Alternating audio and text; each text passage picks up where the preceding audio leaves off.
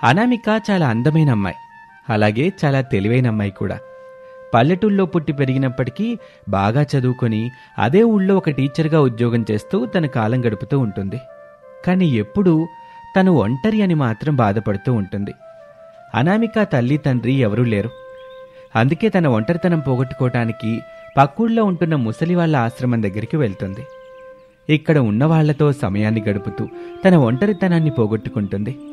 రోజులు గడుస్తూ ఉంటాయి. ఒకరోజు ఎప్పట్లాగానే అనామిక స్కూల్ ముగించుకొని ఇంటికి వెళ్తూ ఉండగా ఒక ముసలామె కనిపిస్తుంది. అమ్మా అనామిక, బాగున్నావా తల్లి? బాగున్నానమ్మమ్మా. మీరేంటి ఇక్కడే కనబడుతున్నారు? ఈ ఊర్లో తెలిసిన వాళ్ళు ఎవరైనా ఉన్నారా? తెలిసినోళ్ళు కాదమ్మా, నువ్వు నా కొడుకుతో ఫోను మాట్లాడావు కదా, ఆ రోజు సాయంత్రమే నా దగ్గరకు వచ్చి నన్నింటికి తీసుకొచ్చేశాడు. నీ తెలివితేటలతో నిన్న వాడి మనసు మార్చావు, మళ్ళీ నన్ను వాడింటికి తీసుకొచ్చాడు. నీ రుణం అసలు మర్చిపోలేను తల్లి. నాదేముందమ్మమ్మా, అంతా భగవంతుడే చూసుకుంటున్నాడు. జాగ్రత్తగా ఉండండి అని చెప్పి అక్కడి నుంచి చాలా సంతోషంగా వెళ్ళిపోతుంది అనామిక. అలా రోజులు గడుస్తున్నాయి. ఒక సెలవు దినాన ఆశ్రమానికి వెళ్తుంది అనామిక. అక్కడ ప్రసాద్, శారద అనే వృద్ధ దంపతులు కనిపిస్తారు. అనామిక వాళ్ళ దగ్గరికి వెళ్ళి, నమస్కారం అండి, నా పేరు అనామిక. నేను పక్క గ్రామంలో టీచర్గా పనిచేస్తున్నాను. వారంలో ఒకసారి ఇక్కడికి ఖచ్చితంగా వస్తూ ఉంటాను. నాకు తల్లి తండ్రి ఎవరూ లేరు అని తన గురించి పూర్తిగా చెప్పటం మొదలు పెడుతుంది. అలా మాటల్లోనే మీరెందుకు ఇక్కడికి వచ్చారు, ఎవరు మిమ్మల్ని ఇక్కడ వదిలిపెట్టారు అని ప్రశ్నిస్తుంది అనామిక. నాకు ఒకే ఒక కొడుకమ్మ, ఆడి పేరు రమేష్. ఈ మధ్య ఒక అమ్మాయి ప్రేమలో పడి మమ్మల్ని దూరంగా వదిలిపెట్టి పట్టణానికి వెళ్ళిపోయాడు. మమ్మల్ని చూసుకునే వాళ్ళు లేక ఇక్కడికి వచ్చాం. ఈ వయసులో మేము ఎక్కువ పని చేయలేకపోతున్నాం. అందుకే మనసు చంపుకొని ఇక్కడే బ్రతకాలని నిర్ణయించుకున్నాం అంటూ ఏడుస్తూ జరిగిన విషయం అంతా చెప్తుంది శారద. ఆ మాటలు విన్న అనామిక చాలా బాధపడుతుంది. అయ్యో బాధపడకండి, ఈ రోజు నుంచి నన్ను మీ కూతురిగా భావించండి. నేను మీకోసం ప్రతిరోజు ఇక్కడికి వస్తాను అని వారికి ధైర్యం చెప్పి మిగిలిన వాళ్లతో కూడా మాట్లాడి అక్కడి నుంచి వెళ్ళిపోతుంది. ఇక ప్రతిరోజు కూడా అనామిక తన స్కూల్ని ముగించుకున్న తర్వాత శారద, ప్రసాదులతో మాట్లాడి వస్తుంది. అలా రోజులు గడుస్తూ ఉండగా ఒకరోజు రమేష్ అవని అనే అమ్మాయిని ప్రసాద్ వాళ్ళున్న దగ్గరికి తీసుకుని వెళ్తాడు. అమ్మా, ఏంటమ్మా మీరు చేసిన పని? నేనుండగానే మీరు ఈ ఆశ్రమానికి ఎందుకొచ్చారు? అసలు మీ గురించి మీరేమనుకుంటున్నారు? అందరి ముందు నా పరువు దిగటానికే కదా మీరిక్కడికి వచ్చింది. పరువు గురించి మాట్లాడబాక రమేషు. నిజంగా నువ్వు పరువు గురించి మా గురించి ఆలోచించిన వాడు అయితే మేము ఇక్కడికి వచ్చేవాళ్ళం కాదు. అమ్మా, నేనెక్కడున్నా నెల నెల మీకు డబ్బులు పంపిస్తూనే ఉన్నాను కదా. డబ్బులొకటి మాకు ముఖ్యం కాదు బాబు. ఈ వయసులో నువ్వు మాకు దగ్గరగా ఉండటం మాకు చాలా అవసరం. ఆ విషయం పక్కన పెడితే డబ్బు గురించి మాట్లాడుతున్నావు కదా. నువ్వు మా నుంచి దూరమై 3 నెలలు అవుతుంది. ఈ 3 నెలలు మేమెంత నరకం అనుభవించి ఇక్కడికి వచ్చామో మాకే తెలుసు. ఆ మాటలకి రమేష్ ఆశ్చర్యపోతాడు. అవని, ప్రతి నెల డబ్బు మొత్తం నీ చేతిలో పెడుతున్నాను కదా. మా అమ్మ వాళ్ళకి కూడా నువ్వే డబ్బు పంపిస్తున్నానని చెప్పావు. అంటే నువ్వు మా అమ్మ వాళ్ళకి డబ్బు ఇవ్వటం లేదా? నేను నెల నెల ఖచ్చితంగా మీ పేరెంట్స్ ఇద్దరికి డబ్బులు పంపిస్తున్నాను. వీళ్ళే నీకు అబద్ధం చెప్తున్నారు. అబద్ధం చెప్పాల్సిన అవసరం మాకే ఉంది. మా వాడికి పెళ్లి కాకముందే వాళ్ళ వేసుకుని ఆట ఆడుతున్నావు. అలా మాట తిరిగి అందరి మధ్య గొడవ జరుగుతుంది. ఇంతలోనే అక్కడికి అనామిక వస్తుంది. అక్కడ జరుగుతున్న విషయం అంతా తెలుసుకొని, అవని గారు, మీరు ప్రతి నెల డబ్బుని మనీ ఆర్డర్ చేస్తున్నారా? అవునండి, మా అమ్మ వాళ్ళకి అలాగే వీళ్ళకి కూడా మనీ ఆర్డర్ చేస్తున్నాను. మా అమ్మ వాళ్ళకేమో 15,000, వీళ్ళమ్మ వాళ్ళకి కూడా 15,000 పంపిస్తున్నాను. అందుకు మీ దగ్గర ఏమైనా ప్రూఫ్స్ ఉన్నాయా? అవని లేదు అని సమాధానం చెప్తుంది. సరే అయితే మీరు ఈ ఊరికే కదా పోస్ట్ చేసేవాళ్ళు. పోస్ట్ ఆఫీస్లో నా స్నేహితురాలు శాంతి అని ఆమె పనిచేస్తుంది. ఆమెకి ఫోన్ చేస్తే విషయం మొత్తం తెలిసిపోతుంది అని అనామిక వెంటనే తన స్నేహితురాలు శాంతికి ఫోన్ చేస్తుంది. చెప్పు అనామిక. శాంతి, గత 3 నెలలుగా పట్టణం నుంచి శారద అనే వాళ్ళకి కానీ లేదా ప్రసాద్ అనే వాళ్ళ పేరు మీద కానీ మనీ ఆర్డర్ ఏమైనా వస్తుందా? నాకు తెలిసైతే అలాంటివేమీ రాలేదు. అయినా నేను ఒకసారి చెక్ చేసి చెప్తాను అని శాంతి చెక్ చేసి అలాంటిదేమీ లేదు అని అనామికకి చెప్తుంది. అనామిక అదే విషయాన్ని వాళ్ళందరికీ చెప్తుంది. అవని అది కాదు, నేను డబ్బు పంపిస్తూనే ఉన్నానంటూ గట్టిగా చెప్తుంది. మీరింత గట్టిగా చెప్తున్నారంటే మీరు మనీ ఆర్డర్ పంపిస్తున్నారు. అయితే అడ్రస్ ఏమైనా చేంజ్ అవుతుందేమో, ఒకసారి అడ్రస్ ఏమైనా ఉంటే చూపిస్తారా? అవని వెంటనే తన ఫోన్ తీసి వాళ్ళ అడ్రస్ని చూపిస్తుంది. అనామిక ప్రసాద్ వాళ్ళకి అడ్రస్ అంతా కరెక్ట్గానే ఉందా లేదా చూడండి అని చూపిస్తుంది. వాళ్ళంతా కరెక్ట్గానే ఉంది అంటారు. అనామిక ఫోన్ తీసుకొని, అడ్రస్ అంతా కరెక్ట్గానే ఉంటే ఎందుకు రాకుండా ఉంటాయి? ఒకసారి ఏమి అనుకోకుండా మీ PhonePe or Google Pay open చేసి చూపిస్తారా? అవని అనామిక మాటలకి చాలా కంగారు పడిపోతుంది. నా ఫోన్ పే ఎందుకు? నీకు సెన్స్ ఉండే మాట్లాడుతున్నావా? కామన్ సెన్స్ లేదు పల్లెటూరి వాళ్ళకి అని కోపంగా అక్కడి నుంచి అవని వెళ్ళిపోతూ ఉండగా, మీరే తప్పు చేయకపోతే మీ ఫోన్ పే ఓపెన్ చేయడానికి ఏమవుతుంది? Mind your tongue. ఇష్టం వచ్చినట్టు మాట్లాడకండి. ఒకరి పర్సనల్ గురించి మీరెందుకు మాట్లాడుతున్నారు? ఒకసారి మీ ఫోన్ ఓపెన్ చేసి చెప్పండి. అనామిక ఏమీ మాట్లాడకుండా తన ఫోన్ వెంటనే ఓపెన్ చేసి ఇస్తుంది. అవని ఆశ్చర్యంగా చూస్తుంది. మనం ఏ తప్పు చేయకపోతే ధైర్యంగానే ఉంటాం. మీరు ఫోన్ పే ఓపెన్ చేయట్లేదు అంటే ఏదో తప్పు చేశారు. రమేష్ అవని వైపు అలా చూస్తూ ఉంటాడు. అవనికి ఏం చేయాలో అర్థం కాక అనామికకి ఫోన్ లాక్ చెప్పి ఫోన్ ఇస్తుంది. అనామిక ఫోన్ పే ఓపెన్ చేసి 3 నెలల హిస్టరీ మొత్తం బయట పెడుతోంది. ప్రతి నెల 1వ తారీఖు రమేష్ అనే వ్యక్తి, అంటే మీరే అనుకుంటా, మీ దగ్గర నుంచి 30,000 రూపాయలు ఈ ఎంఐ అకౌంట్కి క్రెడిట్ అవుతున్నాయి. అదే రోజున శాంతకుమారి అనే ఆమెకి 15,000 రూపాయలు, అరవింద్ అనే వ్యక్తికి ఒక నెల 15,000, ఒక నెల 10,000, ఒక నెల 20,000 అలా క్రెడిట్ అవుతూ వస్తున్నాయి. ఇక చిన్న చిన్న పేమెంట్స్ అయితే చాలానే ఉన్నాయి. ముందు అరవింద్, శాంతకుమారి వీళ్ళెవరో అడగండి. శాంతకుమారి అంటే అవని వాళ్ళ మదర్. మరి అరవింద్ అంటే ఎవరవని? అవని కంగారుగా, అంటే తను నా స్నేహితుడు. అప్పుడప్పుడు డబ్బులు అవసరం అవుతాయి ఉంటే నా దగ్గర తీసుకుంటూ ఉంటాడు. కేవలం తీసుకుంటాడు కానీ తిరిగి ఇవ్వడం లేదు. మీరేమన్నా చూసారా? నా చేతికి తను ఇస్తూనే ఉంటాడు. అలా అయితే మంచిదే. ప్రతి నెల 1వ తారీఖు అకౌంట్లో క్రెడిట్ అయిన 30,000 తప్ప క్రెడిట్ అవుతున్న డబ్బులు ఏమీ లేవు. ఇవి ఇక్కడే దొరికిపోయింది. ప్రతి నెల 15,000 రూపాయలు వాళ్ళ అమ్మకి పంపిస్తే మిగిలిన 15,000లో అరవింద్కి వెళ్ళిపోతున్నాయి. ఇంకా మిగిలిన డబ్బులు మీ అమ్మ వాళ్ళకి ఎక్కడి నుంచి తీసుకొస్తుంది చెప్పండి? తను ఏమైనా ఉద్యోగం చేస్తుందా? ఒకవేళ చేసినా అమౌంట్ క్రెడిట్ అవ్వాలి కదా, కానీ అవ్వట్లేదు. ఈ రోజులో ఎవరు జీతం డబ్బులు చేతికి ఇవ్వడం లేదు కదా అని చెప్పటంతో ఇక అవనికి రమేష్కి మధ్య చాలా పెద్ద గొడవ జరుగుతుంది. అవని ఒక ఫ్రాడ్ అని అర్థమైపోతుంది. తన జీవితంలో రమేష్ కాకుండా అరవింద్ అనే వ్యక్తి ఉన్నాడని తెలుస్తుంది. నేను నమ్మినందుకు నాకు బాగా బుద్ధి చెప్పావు. నీలాంటి వాళ్ళని అస్సలు నమ్మకూడదని నిరూపించావు. నీ మాయలో పడి మా అమ్మ నాన్నల్ని వదిలేశాను. అవని తన తప్పులన్నీ బయటపడ్డంతో ఏమీ మాట్లాడకుండా అక్కడి నుంచి వెళ్ళిపోతుంది. అమ్మా, నాన్న, నన్ను క్షమించండి. మనం ఇక్కడి నుంచి వెళ్ళిపోదాం. ఇంకెప్పుడు నేను ఎవరి మాటలు విన్ను. మిమ్మల్ని చాలా ప్రేమగా చూసుకుంటాను అని వాళ్ళని పట్టుకొని ఏడుస్తాడు. తల్లి తండ్రి కూడా చాలా బాధగా అతన్ని ఓదారుస్తారు. అనామిక, మమ్మల్ని ఒక్కడ చేసినందుకు చాలా కృతజ్ఞతలు. మేము ఇక్కడి నుంచి వెళ్ళిపోతాం. కానీ నువ్వు మాత్రం మా ఇంటికి ప్రతిరోజు వస్తా ఉండాలి. కాదని మాత్రం అసలు అనబాక. తప్పకుండా వస్తాను అని అనామిక అంటుంది. ఇక రమేష్ వాళ్ళంతా సంతోషంగా అక్కడి నుంచి వెళ్ళిపోతారు. అనామిక అప్పుడప్పుడు శారద వాళ్ల ఇంటికి వెళ్తూ ఉంటుంది. రోజులు గడుస్తూ ఉంటాయి. శారద వాళ్లకి అనామిక తెలివితేటలు, ఆమె ప్రవర్తన చాలా బాగా నచ్చుతుంది. ఆమెను ఎలాగైనా ఇంటి కోడలు చేసుకోవాలని ఇద్దరూ కూడా గట్టిగా నిర్ణయించుకుంటారు. అనామిక వచ్చినప్పుడు ఆ విషయం గురించి ఖచ్చితంగా మాట్లాడాలి అనుకుంటారు. ఆ రోజు అనామిక ఇంటికి రానే వస్తుంది. అనామిక, మాకు కోరుకుంది. అది ఎట్టాగని నువ్వే తీర్చాలి. ముందు విషయం ఏంటో చెప్పండి. మా అబ్బాయి నువ్వు పెళ్లి చేసుకోవాలి. నువ్వు మా ఇంటి కోడలుగా రావాలమ్మా. అదే నా కోరిక. కాదని మాత్రం అనబాక.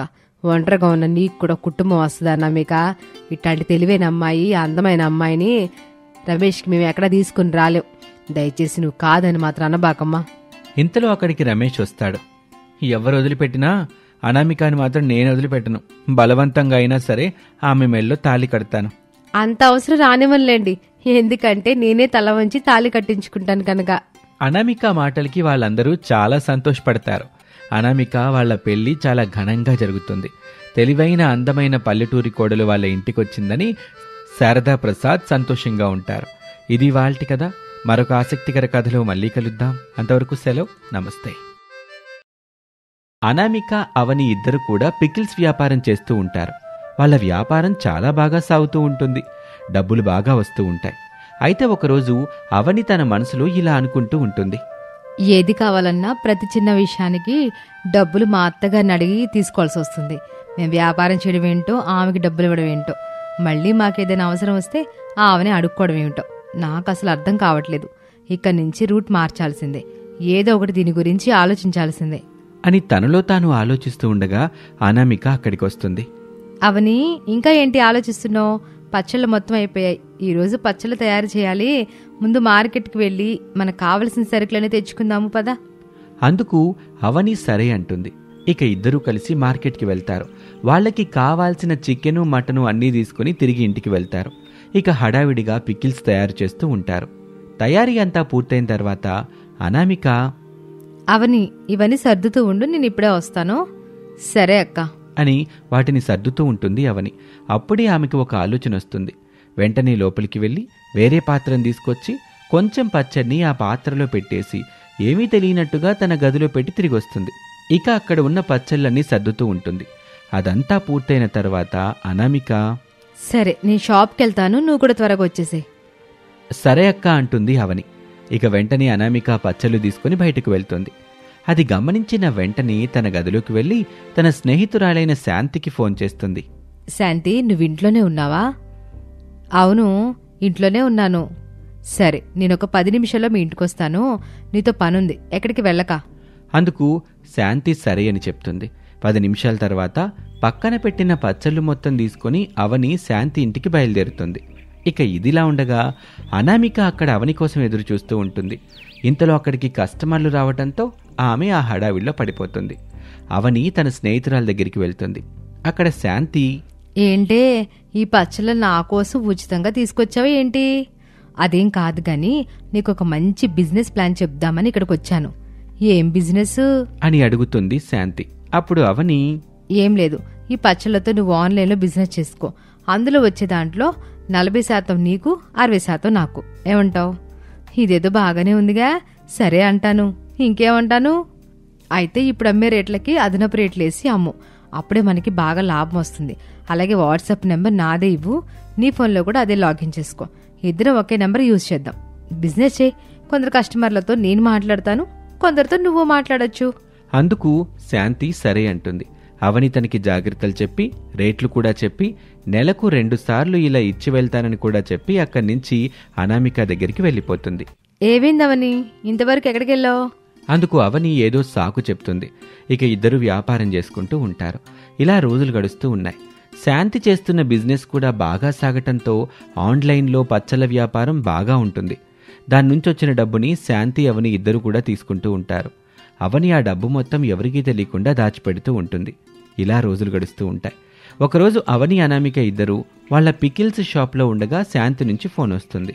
అవని ఫోన్ రాగానే పక్కకెళ్తుంది. అక్కడ ఫోన్ మాట్లాడుతూ, ఏంటి శాంతి ఈ టైంలో ఫోన్ చేసావు? ఏదైనా ఉంటే కనుక మెసేజ్ చేయొచ్చు కదా. నీకెన్ని మెసేజ్లు చేశాను, నువ్వేమో ఆన్లైన్లో లేవు, అందుకే ఫోన్ చేశాను. చూడు, చాలామంది కస్టమర్లు చికెన్ పికిల్స్ చాలా రేట్లు ఉన్నాయి అని చెప్పి వద్దంటున్నారు. మరికొందరైతే వాళ్ళు ఇష్టం వచ్చినట్టు మాట్లాడేస్తున్నారు. వాళ్ళందరికీ సమాధానం చెప్పలేకపోతున్నాను, కానీ ఎందుకైనా మంచిది మనం రేట్లు కొంచెం తగ్గించేయడం మంచిది అనుకుంటా. వాళ్ళందరికీ సమాధానం నువ్వు చెప్పలేకపోతే నేను చెప్తా, అంతేగాని రేట్లు తగ్గిస్తే మనకి ఏం లాభం ఉండదు. నీకు అర్థమవుతుందా? ఏమోనమ్మా, నీ ఇష్టం. నేనైతే వాళ్ళకి సమాధానం చెప్పలేను, నువ్వే సమాధానం చెప్పుకో అని ఫోన్ కట్ చేస్తుంది. ఇక వెంటనే అవని తన మొబైల్ డేటాని ఆన్ చేసి ఎవరైతే తన పికిల్స్ ఎక్కువ రేట్లున్నాయని మెసేజ్లు పెట్టారో వాళ్ళకి వాయిస్ మెసేజ్లు పెట్టడం మొదలు పెడుతుంది. మీరు పచ్చళ్ళ గురించి ఎక్కువ మాట్లాడద్దు, నువ్వు రీజనబుల్ రేట్స్కే ఇస్తున్నావు. అవి కూడా కొనలేని వాళ్ళు ఉంటారా చెప్పండి? ఇవి కూడా కొనలేకపోతే నీ పరిస్థితి ఏంటో నాకు అర్థం కావట్లేదు అని ఇష్టం వచ్చినట్టుగా మాట్లాడడం మొదలు పెడుతుంది. అలా 2 రోజులు గడిచాయి. తన పెట్టిన ఆడియోలన్నీ కూడా సేవ్ చేసుకొని ఇద్దరు వ్యక్తులు అవనిని వెతుక్కుంటూ వాళ్ళ షాప్ దగ్గరికి వస్తారు. ఆ సమయంలో అవని షాప్లో ఉండదు, అనామిక ఉంటుంది. అనామిక పికిల్స్ అంటే నువ్వే కదా? మీకిష్టం వచ్చినట్టుగా ఇలా మెసేజ్ పెట్టడం ఏంటండి? ఇది సరైన పద్ధతేనా? ఆ మాటలకి అనామిక ఆశ్చర్యపోయి, ఏం జరిగింది, ఎందుకు మీరు ఇలా మాట్లాడుతున్నారు, నాకు అసలేమీ అర్థం కావట్లేదు అంటుంది. ఇదిగోండి, మీరే కదా నాతో చాట్ చేసింది, ఇదిగోండి మీ 2వ నెంబర్ అని ఆ చాటింగ్ని ఆడియోస్ని అన్నీ వినిపిస్తాడు. ఇది నా నెంబర్ కాదండి, ఇది మా చెల్లెల నెంబర్ అవనిది. ఆమె ఇలా చేసిందంటే నాకే చాలా ఆశ్చర్యంగా ఉంది. ఒక్క నిమిషం అండి అని వాళ్ళతో చెప్పి అవనికి కాల్ చేస్తుంది.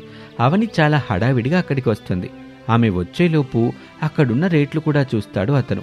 అవని అక్కడికి రావటంతోనే అవన్నీ చూపిస్తూ ఆమెను తిట్టడం మొదలు పెడతాడు. అనామిక అతన్ని అడ్డుకొని అతనికి సర్ది చెప్తుంది. చూడండి, మాకిచ్చిన రేట్లు, ఇక్కడ బోర్డు మీద పెట్టిన రేట్లు ఎంత వేరియేషన్ ఉందో చూడండి. ప్రజల్ని ఇలా ఎందుకండి మోసం చేస్తున్నారు? ఆ మాటలకి అవని చాలా కోపంగా, చూడండి, తప్పు చేసింది నేను, మా అక్క అనామికకి ఎటువంటి సంబంధము లేదు అని గట్టిగా సమాధానం చెప్తుంది. ఆ మాటలకు వాళ్ళు ఆమె వైపు కోపంగా చూస్తూ ఉంటారు. జరిగిందేదో జరిగిపోయిందండి. మా అమ్మాయి తరపున నేను క్షమాపణ కోరుకుంటున్నాను. మీకేం కావాలో తీసుకుని వెళ్ళండి. కేవలం మీరు రుచికరమైన పచ్చళ్ళు అమ్ముతున్నారనే ఉద్దేశంతో ఈ విషయాన్ని ఇంతటితో వదిలేస్తున్నా. లేదంటే నలుగురిలో పెట్టి మీ పరువు మొత్తం తీసేవాళ్ళం. అలాగే మీ బిజినెస్ కూడా మొత్తం మూతపడిపోయేది. దయచేసి ఆ విషయం వదిలేయండి. మీకేం కావాలో తీసుకుని వెళ్ళండి అని అనటంతో వాళ్ళకి కావాల్సినవన్నీ తీసుకుని డబ్బులు ఇచ్చేసి అక్కడి నుంచి వెళ్ళిపోతారు. వెళ్ళిపోతూ ఆ కస్టమర్, చూడు, మీ అక్కని చూసి బుద్ధి తెచ్చుకో. ఇలా అక్రమంగా సంపాదించాలన్న ఆలోచన మానుకో. నోటికొచ్చినట్టు మాట్లాడడం మంచిది కాదని తెలుసుకో అని చెప్పి అక్కడి నుంచి వెళ్ళిపోతాడు. అనామిక వెంటనే ఆ దుకాణాన్ని మూసేసి అవనిని ఇంటికి తీసుకుని వెళ్తుంది. ఇంటి దగ్గర వాళ్ళందరూ కూడా ఏం జరిగింది అన్నట్టుగా చూస్తూ ఉంటారు. అప్పుడు అనామిక అక్కడ జరిగిన విషయం అంతా చెప్తుంది. అదంతా విని వాళ్ళందరూ ఆశ్చర్యపోతారు. అత్తగారు శారద, అవని ఇట్లాంటి పనులకి ఎందుకు చేయాలనిపించింది? ఎందుకు ఇట్ట ఇంట్లో వాళ్ళ మోసం చేయాలనుకున్నావు? వచ్చినాళ్ళు మంచి వాళ్ళు కనుక దాని గురించి వాళ్ళు వదిలేశారు కాబట్టి సరిపోయింది. ఇంకొకరైతే మన వ్యాపారం అంతా దెబ్బతీసేవాళ్ళు. అత్తయ్య, ఇదంతా కేవలం మీ వల్లే జరిగింది. కష్టపడేది మేము, సంపాదించేది మేము, డబ్బులు మాత్రం మీరు తీసుకుంటూ ఉంటారు. అలాంటప్పుడు మాకెలా అనిపిస్తుంది? మాకు చిన్న చిన్న కోరికలు ఉంటాయి కదా, అవన్నీ మీరు తీర్చడానికి ఆలోచిస్తూ ఉంటారు. ప్రతి రూపాయి మిమ్మల్ని అడగాలంటే మాకు కష్టంగానే ఉంటుంది కదా. ఇంతలో అవని భర్త మహేష్ అక్కడికి వస్తాడు. కొంచెమైనా బుద్ధించుకొని మాట్లాడుతున్నావా? మా అమ్మతో ఇలా మాట్లాడతావా? పైగా ఎదురు సమాధానం చెప్తావా? నువ్వు చేసిందే తప్పుడు పని అంటూ ఆమెను తిడతాడు. మహేషు, ఓ నిమిషం ఆగు. ఆ అమ్మాయి చెప్పిన దాంట్లో కూడా నిజమే ఉందిగా. కష్టపడుతుంది వాళ్ళు, డబ్బులు మొత్తం నేనే తీసుకుంటున్నా. అది కూడా సరైంది కాదు కదా. నాకు ఆ విషయం ఇప్పుడే అర్థమైంది. అక్కడున్న వాళ్ళందరూ అలా చూస్తూ ఉంటారు. అత్తయ్య, మీరలా మాట్లాడకండి. డబ్బుని ఎలా పొదుపు చేయాలో మాకంటే ఎక్కువగా మీకే బాగా తెలుసు. అందుకే మేము డబ్బుని మీ చేతిలో పెడుతున్నాం. మా దగ్గరుంటే వృధా అయిపోతుందని. నువ్వు అర్థం చేసుకున్నట్టు ఆవని అర్థం చేసుకోలేకపోయింది. ఇంత దూరం వచ్చింది గనక ఓ నిమిషం ఆగండి అంటూ లోపలికి వెళ్ళి బంగారు నగలు, బట్టలు తీసుకొని వస్తుంది. వాటన్నిటినీ చూపిస్తూ, చూడండి అవనే, అనామిక, మీ ఇద్దరి కోసం పట్టు చీరలో నగలు తీసుకున్నా. మీ ఇద్దరి పుట్టినరోజులు ఒకరోజు వచ్చాయి కాబట్టి ఇద్దరికి బహుమతి ఇద్దామని దాచిపెట్టా. అంతేగాని మీ డబ్బులేవి నేను స్వార్థం కోసం వాడుకోలేదు. నేను కష్టపడే స్థితిలో లేను కనుక మీతో పాటు పని చేయలేకపోతున్నా. అంతేగాని ఇక మరొక ఉద్దేశం ఏమి లేదమ్మా. ఆ మాటలు విన్నాక అవని చాలా బాధపడుతూ ఇలా అంటుంది. అత్తయ్య, నన్ను క్షమించండి. నేను అనామికలాగా మిమ్మల్ని అర్థం చేసుకోలేకపోయాను. కొంత డబ్బు నేను కూడా పెట్టుకోవాలని ఎక్కువ రేటుతో కొత్తగా బిజినెస్కి శాంతితో కలిపి చేశాను. ఇంకిప్పుడు అలా చేయను. నన్ను క్షమించండి అంటూ ఏడుస్తూ క్షమాపణ కోరుకుంటుంది. ఇక అత్తగారు కూడా నవ్వుతూ ఆమెను ప్రేమగా దగ్గరికి తీసుకుంటారు. ఇక ఆ కుటుంబం అంతా చాలా సంతోషంగా ఉంటుంది. ఇక జరిగిందంతా మర్చిపోయి ఎప్పట్లాగానే వాళ్ళ బిజినెస్ సంతోషంగా చేసుకుంటూ ఉంటారు. వాళ్ళ వ్యాపారం కూడా 3 పువ్వులు 6 కాయల్లాగా విజయవంతంగా నడుస్తూ ఉంటుంది.